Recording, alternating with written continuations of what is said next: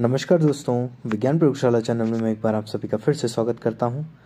जैसे कि कल की वीडियो में हमने गुप्त साम्राज्य पर चर्चा की, आज की वीडियो में हम कुछ वंशों पर चर्चा करने जा रहे हैं। तो चलिए बिना देरी के वीडियो को शुरू करते हैं और चर्चा करते हैं। पहला, पुष्यभूति वंश। पुष्यभूति वंश की स्थापना थानेश्वर में हुई थी। इस वंश का पहला महत्वपूर्ण शासक प्रभाकर वर्धन था। हर्षवर्धन 606 से 647 ईस्वी इस वंश का महान शासक था। उसने अपनी राजधानी थानेश्वर से कन्नौज स्थानांतरित की। बाणभट्ट हर्ष का दरबारी कवि था। उसने हर्षचरित की रचना की। हर्ष ने स्वयं नागानंद, रत्नावली एवं प्रियदर्शिका नामक नाटकों की रचना की थी। हर्ष का चालुक्य शासक पुलकेशिन द्वितीय से नर्मदा नदी के तट पर युद्ध हुआ था, जिसमें हर्ष की पराजय हुई थी।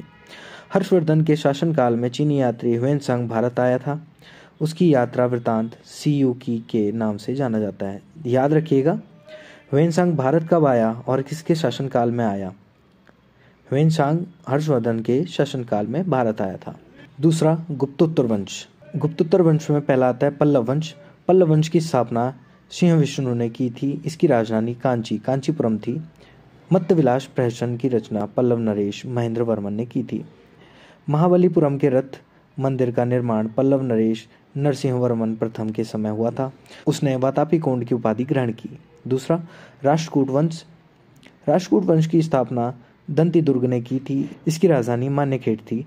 ध्रुव प्रथम राष्ट्रकूट दक्षिण भारत शासक था, जिसने कन्नौज पर अधिकार के लिए त्रिपक्षीय संघर्ष में भाग लिया। अमोघ वर्ष जैन धर्म का अनुयायी था। इसने कन्नड़ में कविराज मार्ग की रचना की।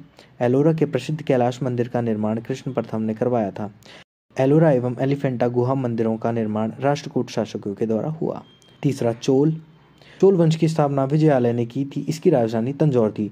चोल शासक राजाराज प्रथम ने श्रीलंका पर आक्रमण करके विजित प्रदेशों को चोल साम्राज्य का नया प्रांत बनाया। राजाराज प्रथम ने तंजौर में राजेश्वर का शिव मंदिर बृहदेश्वर मंदिर बनाया। राजाराज प्रथम ने शैलेंद्र शासक को नागपट्टनम में बौद्ध मठ स्थापित करने की अनुमति दी थी।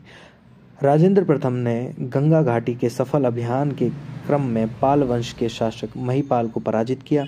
इस विजय की स्मृति में उसने गंगैकोंड चोलपुरम नगर का निर्माण किया।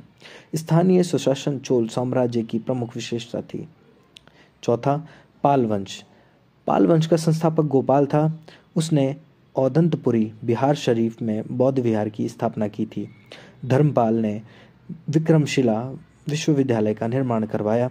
कन्नौज के लिए हुए त्रिपक्षीय संघर्ष की शुरुआत प्रतिहार नरेश वत्सराज ने की थी तथा त्रिपक्षीय संघर्ष का अंत गुर्जर प्रतिहारों की अंतिम विजय से हुआ था।